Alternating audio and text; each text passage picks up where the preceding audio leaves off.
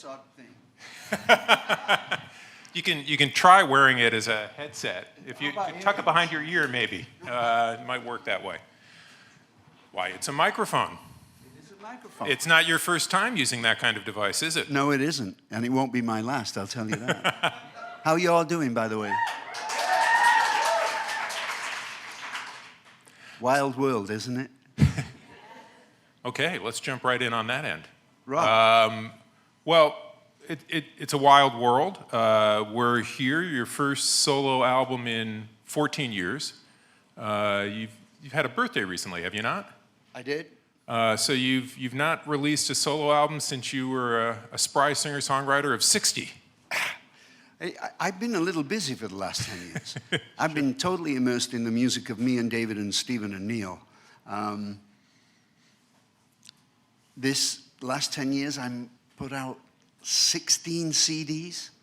I did Crosby's box set of 3 CDs. I did Stephen's of 4, mine of 3, CSNY 1974 box set. That was 4 CDs. I've been a busy boy. And that's not counting, there's a DVD in there as well, right? Indeed, indeed. And I just need a break. And I'm going through, changes in my personal life that made me write a lot of incredible words. And I gave those words to my friend Shane Fontaine, who is the second guitar player in the Crosby, Stills, and Nash band. And he put music to it. We did 20 songs in October, took off Christmas, went into the studio in January, and recorded those 20 songs in 8 days. Wow.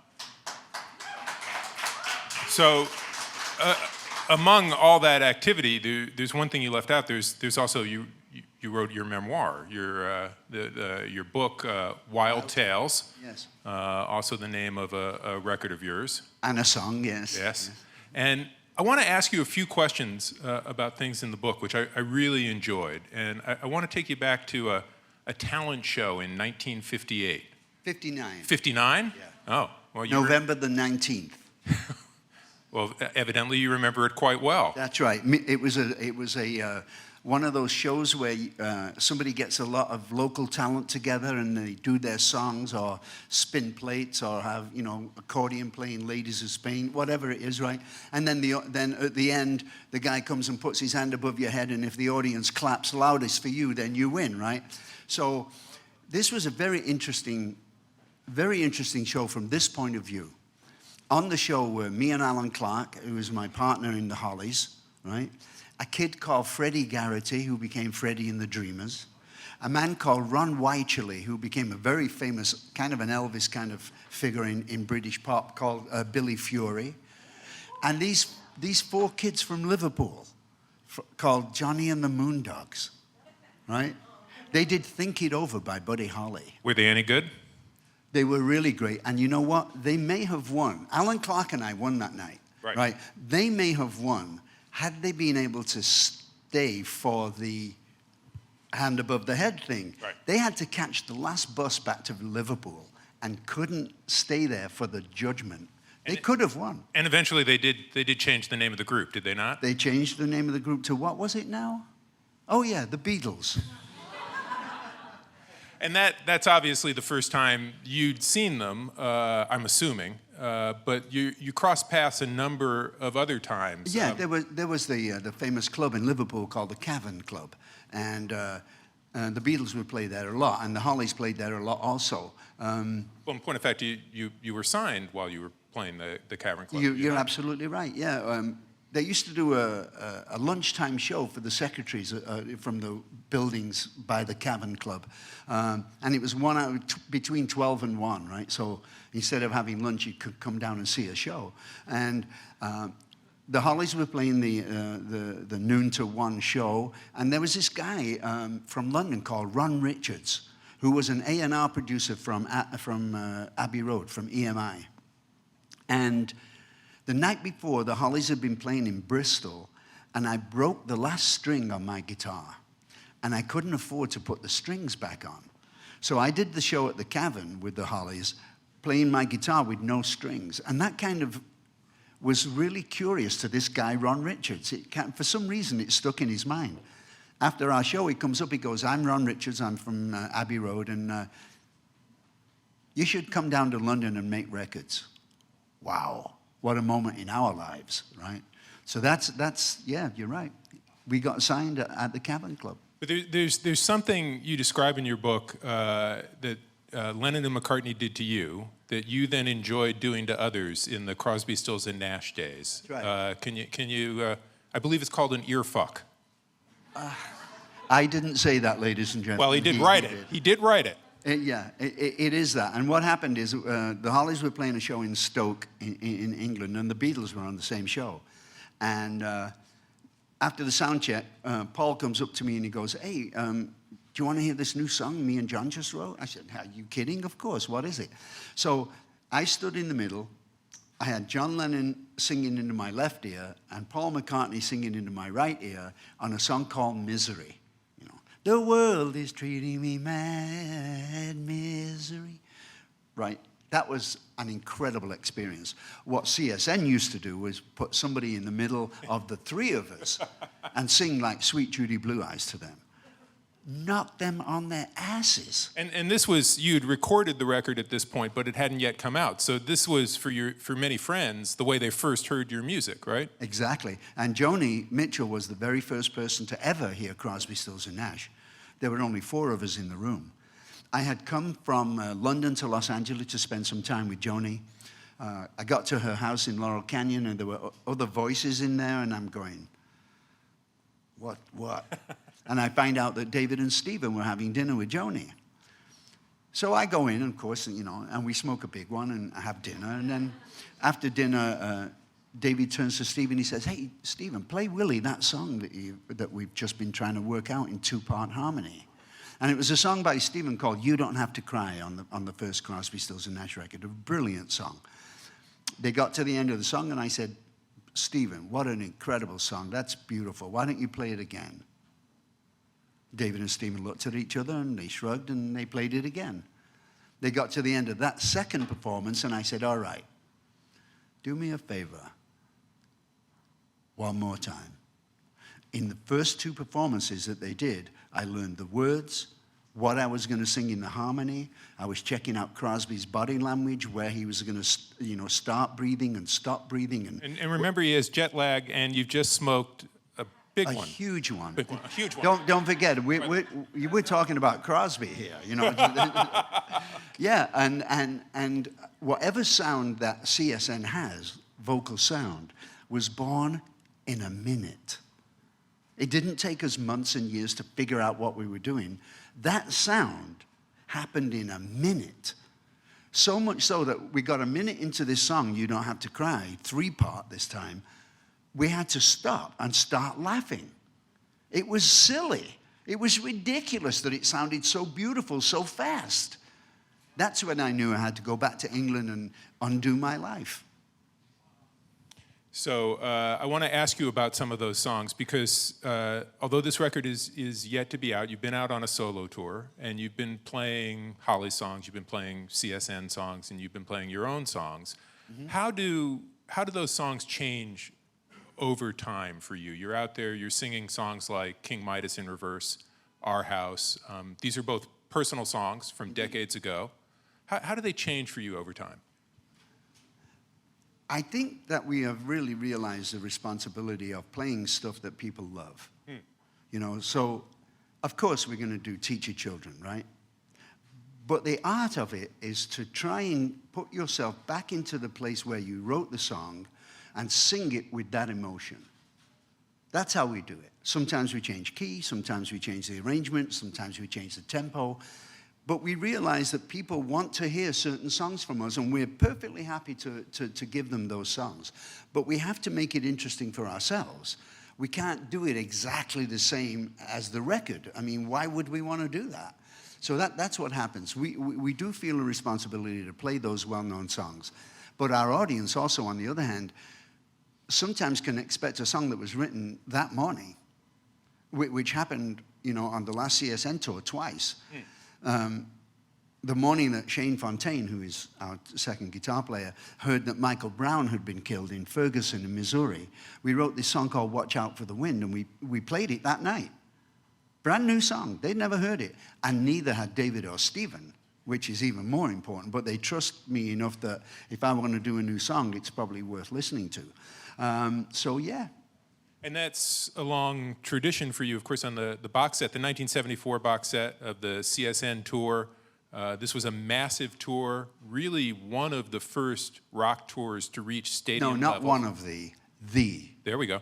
The first I tour stand of corrected. stadium. Well, the truth is the Beatles had done Shea Stadium, and the Stones had done that big show in Hyde Park, but nobody had done 35 of those kind of places in a row, which is what CSN did, Y did in 1974. And there is a song, a topical song, written on the spot that had never been released before the box set, right?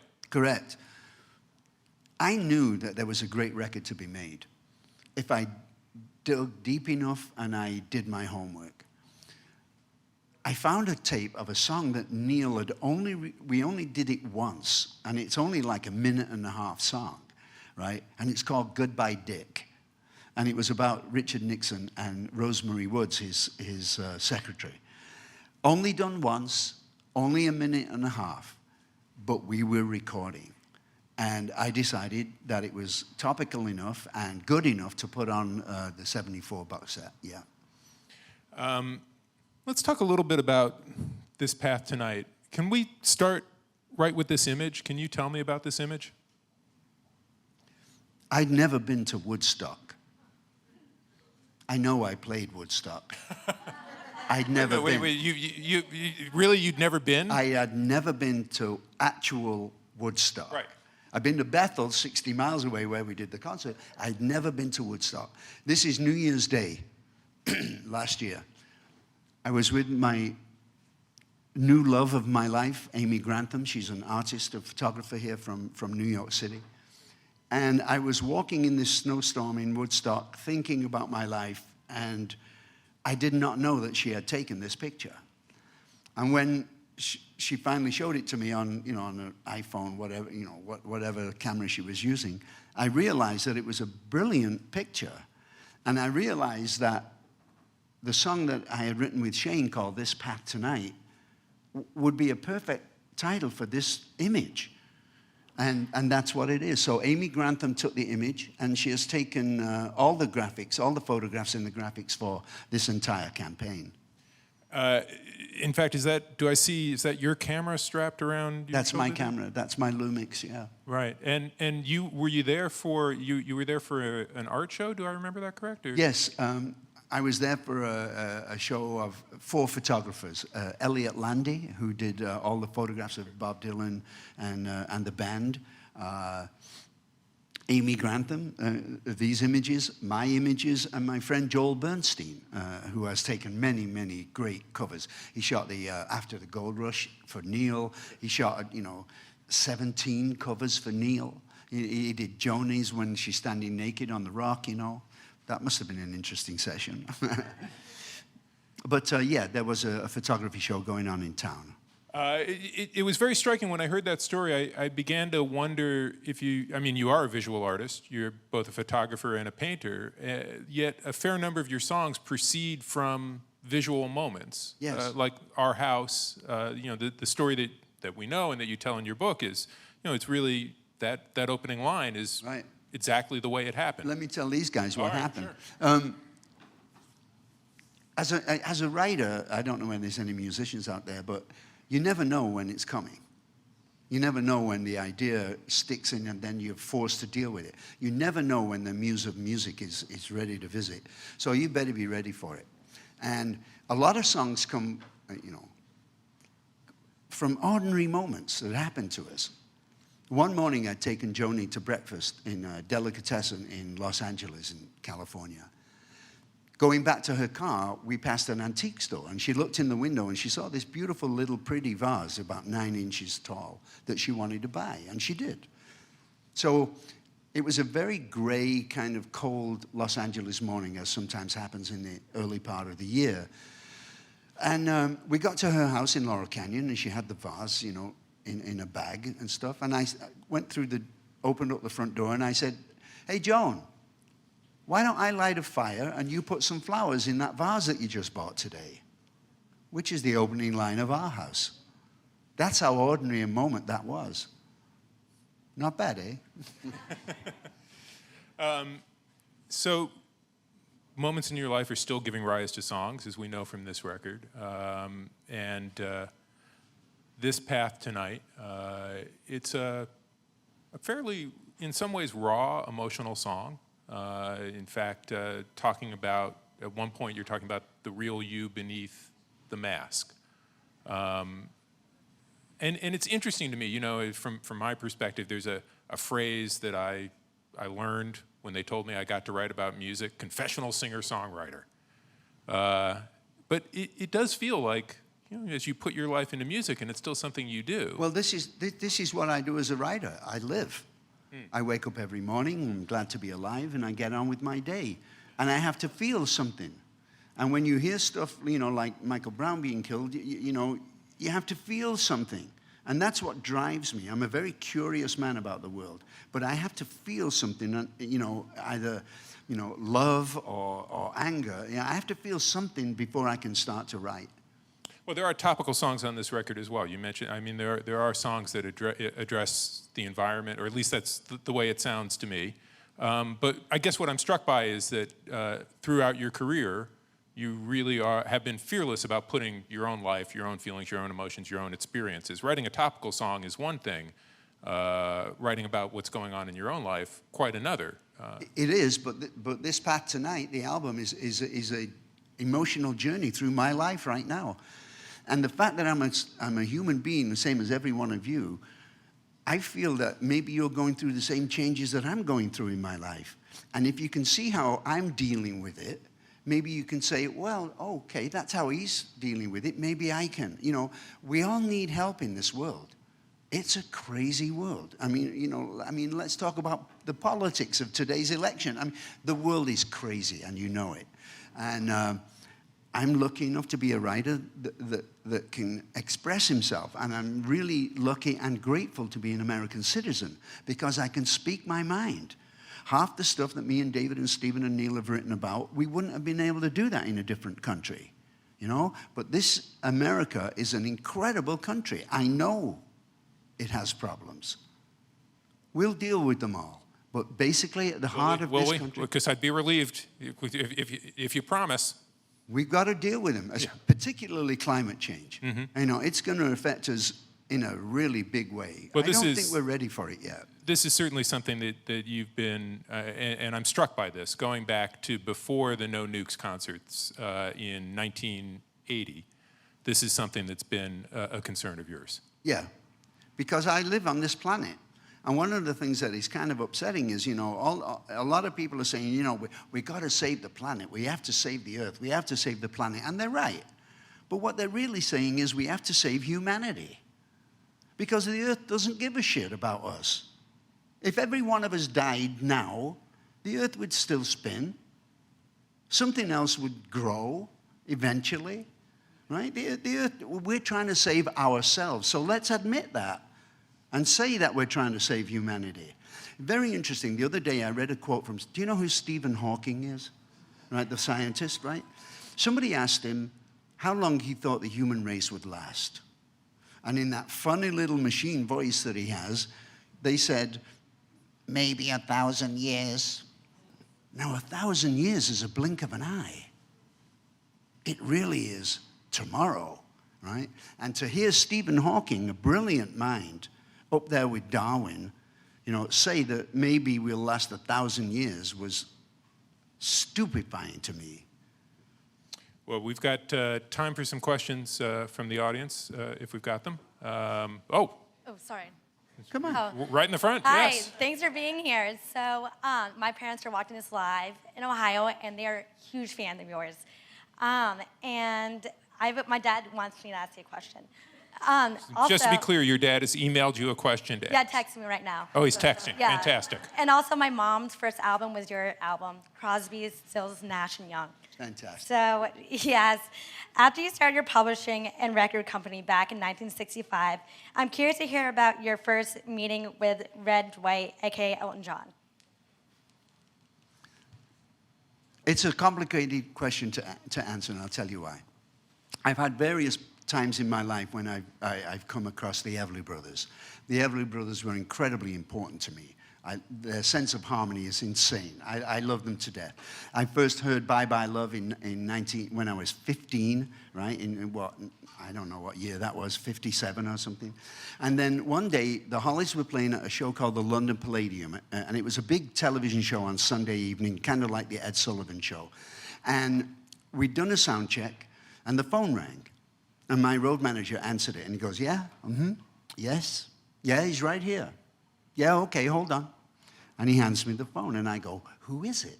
He goes, it's Phil Everly. I said, that's not nice. Please, don't fuck with me like that. Come on.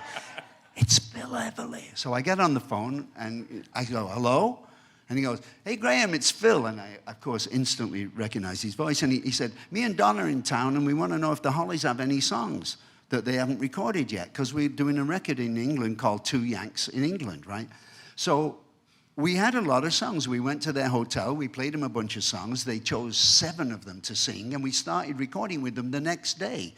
One of the piano players was working for Dick James, who was a very famous music publisher in England.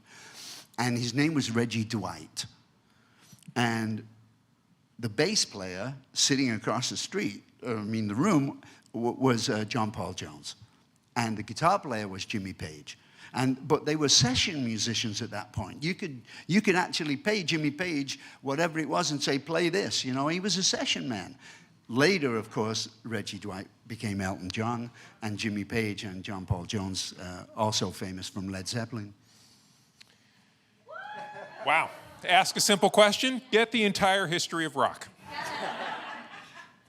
Thank you so much for being here. Your music is hugely influential to many people, myself included. Quick anecdote, I used to have hair like down to here. Was debating whether or not to cut it, listened to almost cut my hair off Deja Vu, and then it got down to about here before I finally cut it. But my question is, as I've found you so influential, I'm curious about what has influenced you growing up, because this is such an iconic band in the national identity of so many Americans.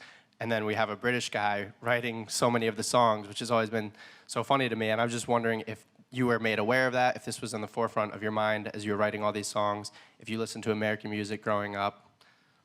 I listened to early American rock and roll. It came in from Radio Luxembourg in Europe, and we listened to all that. And I listened to the Everly Brothers and Buddy Holly and Elvis and Gene Vincent and Fats Domino and Little Richard and Jerry Lee Lewis, all the great songs.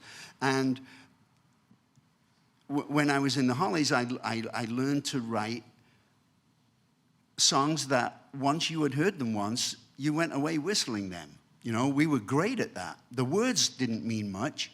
They were kind of Moon June, screw me in the back of the car kind of lyrics, you know, hey, hey, hey, it's a lovely day kind of lyrics, right?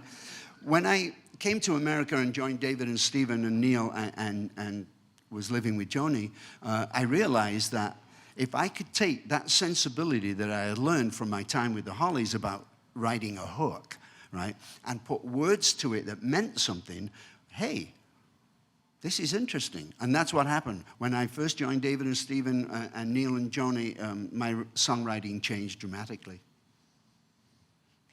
Right in the front here, yeah. Oh. Hold on, we're going to get you a device that'll make you louder. Though I trust that you can be loud. Graham Nash, you're an institution. Oh boy, do you mean I You belong are in an institution? You are absolutely, you know, one of the great gods of rock and roll. And I'm just so honored, as we all are, that you're here today. Thank you. But a lot of these young people probably don't realize the amazingness of the first heat, which was the Hollies. And the Hollies were, in its time, part of the great tsunami that came to America. The British invasion, yes, right? Yes. Well, you know, the truth is that we didn't quite understand how we could listen to American rock and roll, do it our way with our funny accents, and then sell it back to America. We never understood that. Yes, sir. And you know, I have a copy of the Sunday night at the Palladium where the Hollies played. Oh, you do? I was wondering, do you need a copy? I would love a copy of that. You would? Can I see there we you go. after? Absolutely. Yeah. after we do this, I'll give you an address. Fantastic. You know, those. From the bottom of my heart, if with all due respect, I don't mean to Oh no, please.